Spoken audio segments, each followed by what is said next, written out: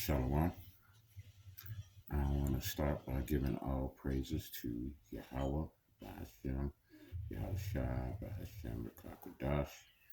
Double honors to the elder apostles of Great Millstone, GMS for short, who have taught me this 100% truth and are indeed the leaders of all of Israel, whether you accept it or not. Okay? We're doing part 3 of this series, The Nation of Israel Born in Egypt, with the subtitle, A Man's Foes Will Be They of His Own Household. Okay? Where we left off when the video stopped recording, I was saying that Joseph was the next to the last child of Jacob. Okay, but it was Jacob's favorite child. Okay, and as the story goes, his brothers were very jealous of Jacob because he was his father's favorite. Sold him into slavery to the Ishmaelites or the Arabs, who took him down into Egypt. And we're actually at chapter 41 is where we left off. Is where I want to start again. Okay, because Jacob,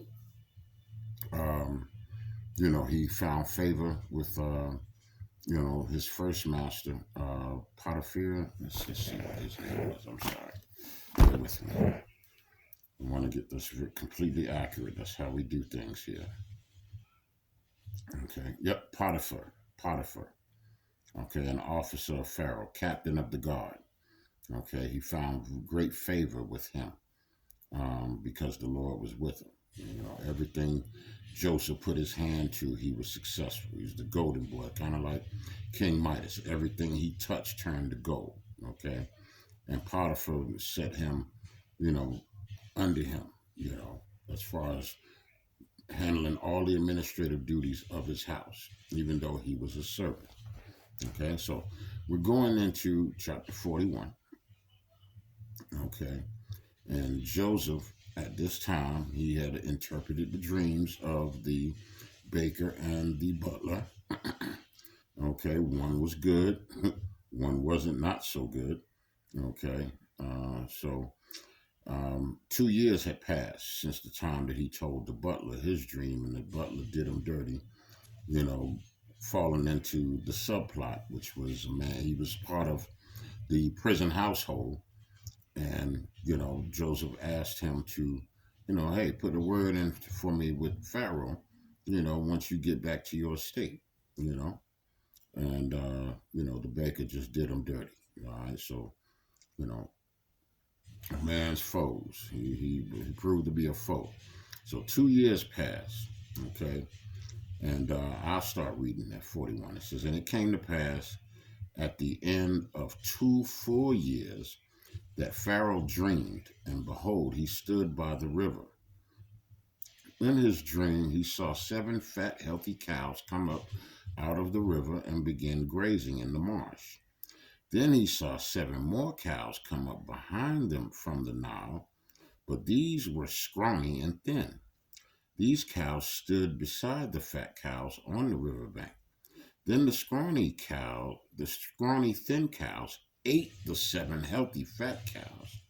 At this point in the dream, Pharaoh woke up, but he fell asleep again and had a second dream. This time he saw 7 heads of grain, plump and beautiful, growing on a single stalk. Then 7 more heads of grain appeared, but these were shriveled and withered by the east wind. And these thin heads swallowed up the 7 plump, well-formed heads. Then Pharaoh woke up again and realized it was a dream. Okay, so again, I'm telling you, in this series we're going to be doing a lot of reading because I have to give the context of the overall lesson. Okay, and this is the start and the building blocks. Okay, so as far as Jacob and his sons and their sons and their family, the 70 souls that would come into Egypt with Jacob. okay, to reunite with Joseph. All right, but anyway, it says the next morning Pharaoh was very disturbed by the dream, so he called for all the magicians and wise men of Egypt. When Pharaoh told them his dreams, not one of them could tell him what they meant. I'm reading the NLT version so that, the old English of the Bible don't trip any of you guys up, that you can follow the story. Finally, the king's chief cupbearer spoke up, the butler, okay, that was that got his station back after the 3 days that Joseph interpreted his dream for him. It says, today I have been reminded of my failure, he told Pharaoh. Some time ago, you were angry with the chief baker and me, and you imprisoned us in the palace of the captain of the guard. One night, the chief baker and I each had a dream, and each dream had its own meaning. There was a young Hebrew man with us in the prison who was a slave of the captain of the guard. We told him our dreams, and he told us what each of our dreams meant. And everything happened just as he predicted. I was restored to my position as cupbearer, and the chief baker was executed and impaled on a pole. Okay, so then Pharaoh sent for Joseph at once, and he was quickly brought from the prison. After he shaved and changed his clothes, he went in and stood before Pharaoh. Then Pharaoh said to Joseph, I had a dream last night, and no one here can tell me what it means. But I have heard that when you hear about a dream, you can interpret it. It is beyond my power to do this, Joseph replied. But God can tell you what it means and set you at ease. So Pharaoh told Joseph his dream. In my dream, he said, I was standing on the bank of the Nile River, and I saw 7 fat, healthy cows come up out of the river and begin grazing in the marsh grass. But then I saw 7 sick-looking cows, scrawny and thin, come up after them. I've never seen such sorry-looking animals in all the land of Egypt. These thin, scrawny cows ate the 7 fat cows. But afterward you wouldn't have known it, for they were still as thin and scrawny as before. Then I woke up. Then I fell asleep again, and I had another dream. This time I saw 7 heads of grain, full and beautiful, growing on a single stalk. Then 7 more heads of grain appeared, but these were blighted, shriveled, and withered by the east wind. And the shriveled heads swallowed the 7 healthy heads. I told these dreams to the magicians, the Chaldeans, okay, but no one could tell me what they mean. Joseph responded, both of Pharaoh's dreams mean the same thing. God is telling Pharaoh in advance what he is about to do. The 7 healthy cows and the 7 healthy heads of grain both represent 7 years of prosperity. The 7 thin, scrawny cows that came up later and the 7 thin heads of grain withered by the east wind represent 7 years of famine. This will happen just as I have described it, for God has revealed to Pharaoh in advance what he is about to do. The next 7 years will be a period of great prosperity throughout the land of Egypt. But afterward, there will be 7 years of famine, so great that all the prosperity will be forgotten in Egypt. Famine will destroy the land. This famine will be so severe that even the memory of the good years will be erased. Wow. As for having 2 similar dreams, it means that these events have been decreed by God, and he will soon make them happen. Therefore, Pharaoh should find an intelligent and wise man and put him in charge of the entire land of Egypt. Then Pharaoh should appoint supervisors over the land and let them collect 1/5 of all the crops during the 7 good years. Have them gather all the food produced in the good years that are just ahead and bring it to Pharaoh's storehouses. Store it away and guard it so there will be food in the cities. That way there will be enough to eat when 7 years of famine come to the land of Egypt. Otherwise, this famine will destroy the land. All right. So, of course, by Joseph doing this and interpreting Pharaoh's dream, okay, and this is kind of similar to what Daniel did for Nebuchadnezzar, okay, and you guys know that story. We won't go into that. We're talking about Joseph right now. All right, so Joseph made ruler of Egypt. So Joseph's suggestions were well received by Pharaoh and his officials. So Pharaoh asked his officials, "Can we find anyone else like this man, so obviously filled with the Spirit of God?" Then Pharaoh said to Joseph, "Since God has revealed the meaning of the dreams to you, clearly no one else is as intelligent or wise as you are.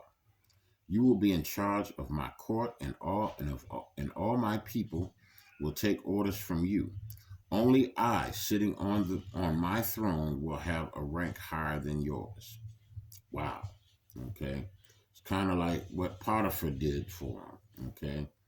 So from the time Joseph was taken into Egypt, okay, the Lord was with him. And this is what happens to the Lord's chosen. When the Lord is with you and you're truly in the light of the Lord, okay, you are King Midas.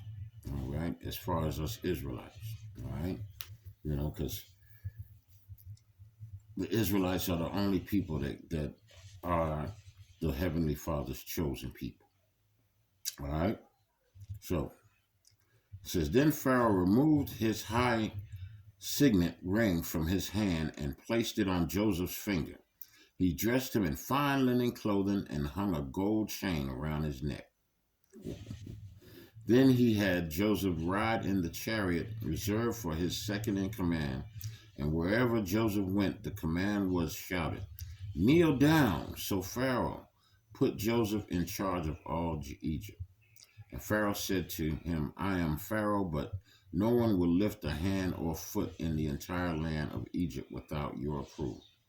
Then Pharaoh gave Joseph a new Egyptian name, Zaphanath Paneah. Okay, you know what? We're gonna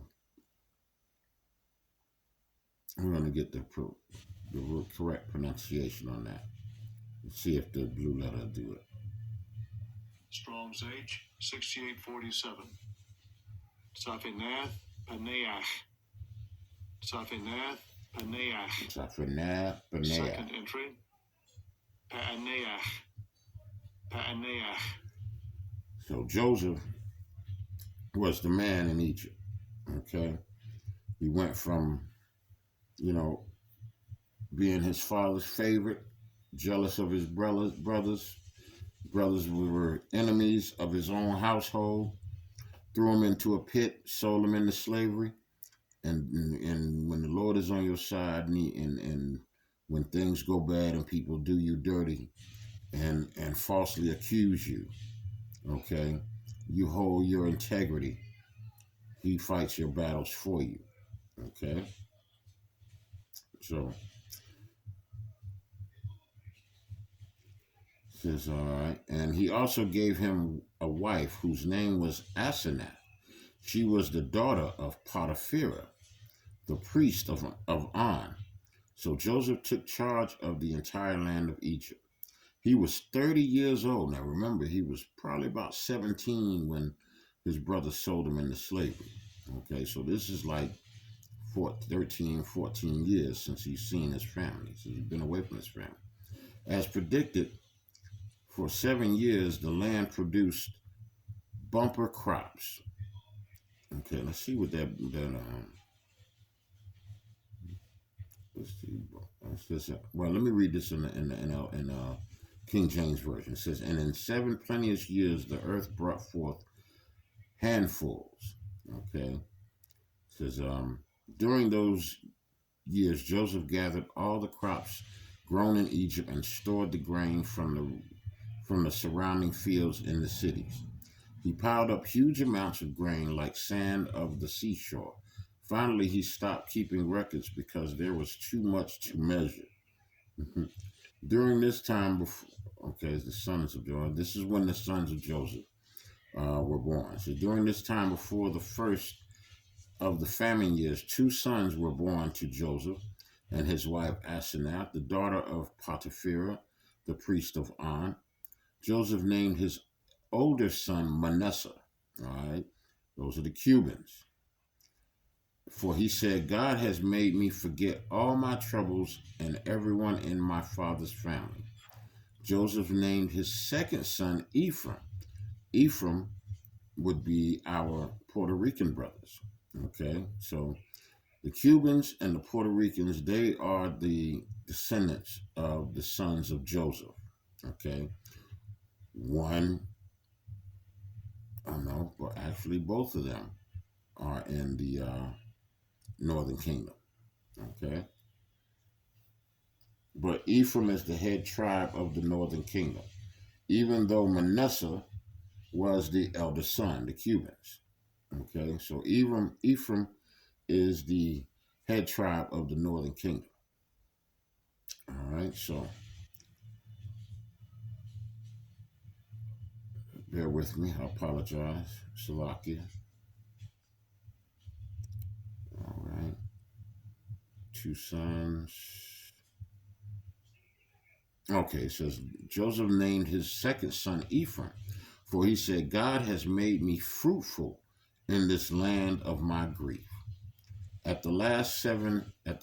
7 years of bumper crops throughout the land of Egypt came to an end. Then the 7 years of famine began just as Joseph had predicted. The famine also struck all the surrounding countries, but throughout Egypt there was plenty of food. Eventually, however, the famine spread throughout the land of Egypt as well. And when the people cried out to Pharaoh for food, he told them, go to Joseph and do whatever he tells you. So with severe famine everywhere, Joseph opened up the storehouses and distributed grain to the Egyptians. For the famine was severe throughout the land of Egypt, and people from all around came to Egypt to buy grain from Joseph because the famine was severe throughout the world. All right, and that's the end of chapter 41. All right. Here's the reuniting. Chapter 42, Genesis chapter 42.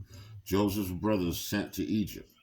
It says, now when Jacob saw there was, excuse me, Salaki, let me start over.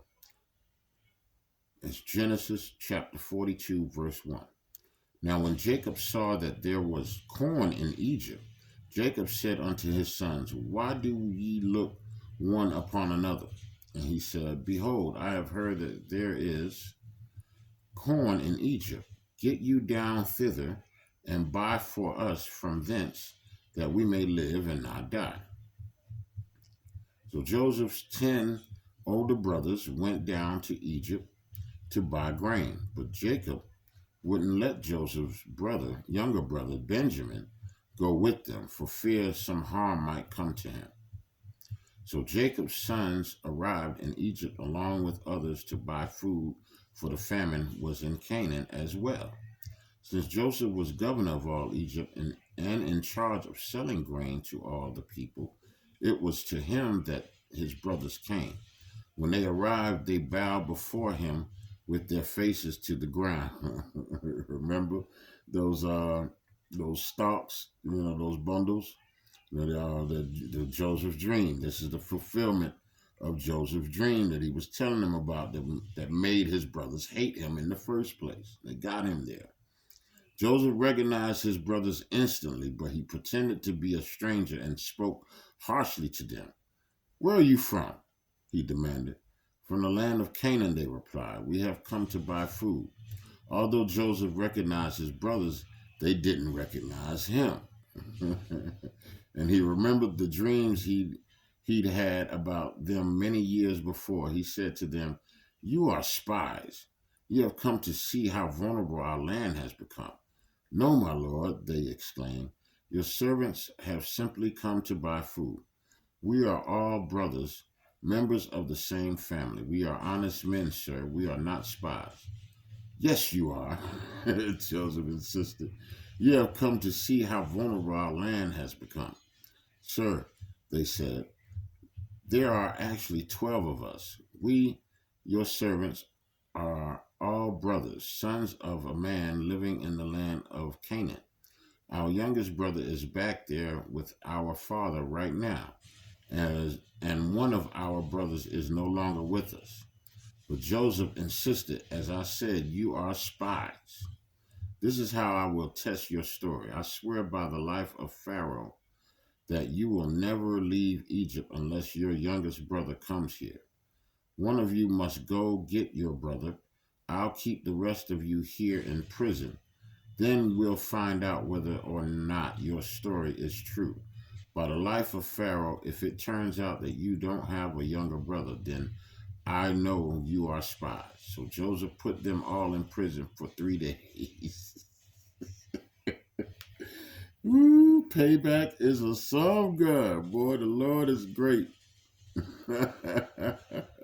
No such thing as karma. That is all the doings of the Lord, the Most High God, Yahweh, Bahashem Yahweh Shai. Okay, in the name of His Son, His only begotten Son, Yahweh Shai.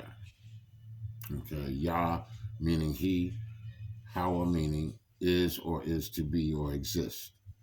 Yahweh Shai, Yah meaning He, Hawa Shai meaning the deliverer. Okay, so on the third day, Joseph said to them, I am a God-fearing man. If you do as I say, you will live. If you really are honest men, choose one of your brothers to remain in prison. The rest of you may go home with grain for your starving families.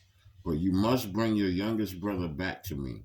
This will prove that you are telling the truth, and you will not die. To this they agreed. Speaking among themselves, they said, clearly we are being punished because of what we did to Joseph long ago. We saw his anguish when he pleaded for his life, but we wouldn't listen. That's why we're in this trouble. Didn't I tell you not to sin against the boy? Reuben asked, but you wouldn't listen. And now we have to answer for his blood. Of course, they didn't know that Joseph understood them, for he had been speaking to them through an interpreter. Now he turned away from them and began to weep. When he regained his composure, he spoke to them again. Then he chose Simeon from among them and had him tied up right before their eyes. Joseph then ordered his servants to fill the men's sacks with grain, but he also gave secret instructions to return each brother's payment at the top of his sack. He also gave them supplies for their journey home. So the brothers loaded their donkeys with the grain and headed for home. But when they stopped for the night and one of them opened his sack to get grain for his donkey, he found his money in the top of his sack. Look, he exclaimed to his brothers, my money has been returned. It's here in my sack. Then their hearts sank, trembling. They said to each other, what has God done to us? All right. So this is Joseph having some fun with his brothers. It's not revenge, but he's having a little fun with them, okay? But it's a beautiful story. And I want to, this is still the building blocks of how our nation was born, in Egypt, okay? Because right now, it's just a family of a father, and his 12 sons and their children, okay? So it says Simeon held hostage. When the brothers came to their father Jacob in the land of Canaan, they told everything that had happened to them. The man who was governor of the land spoke very harshly to us, they told him. He accused us of being spies scouting the land. But we said, we are honest men, not spies. We are 12 brothers, sons of one father. One brother is no longer with us, and the youngest is at home with our father in the land of Canaan. Then the man who was governor of the land told us, "This is how I will find out if you are honest men. Leave one of your brothers here with me and take grain for your starving families and go on home. But you must bring your youngest brother back to me. Then I will know that you are honest men and not spies. Then I will give you back your brother, and you may trade freely in the land." As they emptied out their sacks, there in each man's sack was the bag of money he had paid for the grain. The brothers and their father were terrified when they saw the bags of money. Jacob exclaimed, "You are robbing me of my children. Joseph is gone, Simeon is gone, and now you want to take Benjamin too? Everything is going against me." Excuse me, Salakia. Then Reuben said to his father, "You may kill my two sons if you don't bring Benjamin back to you." I said, no. Then Reuben said to his father, "You may kill my two sons if I don't bring Benjamin back to you. I'll be responsible for him, and I promise to bring him back." But Jacob replied, "My son will not go down with you. His brother Joseph is dead, and he is all I have left, all he has left of Rachel." Okay, remember, Rachel was Joseph's favorite wife.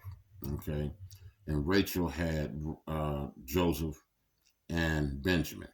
Okay, those were the only two kids that she actually birthed from her womb. Okay, all right. So that being said, so if anything should happen to him on your journey, you would send this grieving white-haired man to his grave. All right, that's the end of chapter 42. All right, I think that's how we're going to leave it for part 3. I said this is a series. So, how we are at the story, Joseph knows his brothers, has treated his brothers well, though his brothers had proved to be enemies in their household when they were all together in the land of Canaan. They've sold Joseph into slavery. Joseph is the number 2 man in all of Egypt. You know, the one man under Pharaoh. Okay. All right. So he's Pharaoh's right-hand man. Got his signet. He's decked out, dressed out, and riding in a fly ride. And he's in charge of everything. Okay. Kind of like, I don't want to, put Joseph into the mind of Yahushua, but I'm just saying as far as how Yahweh, our Heavenly Father, has given all authority over to his son, Yahushua. Okay? That's in Scripture says that the Father judgeth no man, but the Son, okay, he will hold you in judgment because, he's been given all authority by the Heavenly Father to run things, just like Joseph did for Potiphar, the captain of the guard for Pharaoh, and then he moved up in the same position for Pharaoh himself.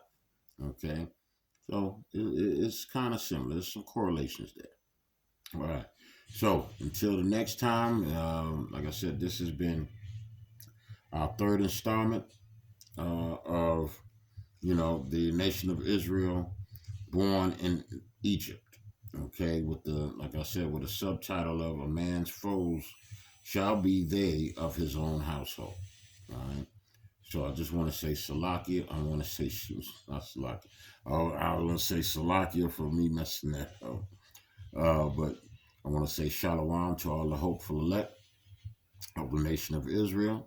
Okay, and all the believers of this truth, all the followers, the true worshipers of Yahweh Bahashem Yahweh Shai. Okay. And again, double honors to all of my teachers, my elder apostles, elder bishops on down. Okay. Who edify the flock daily. All right. And, so I just want to say Kwam Yasharallah, which means rise Israel, and Abba Babal, which means, destruction to Babylon. All right.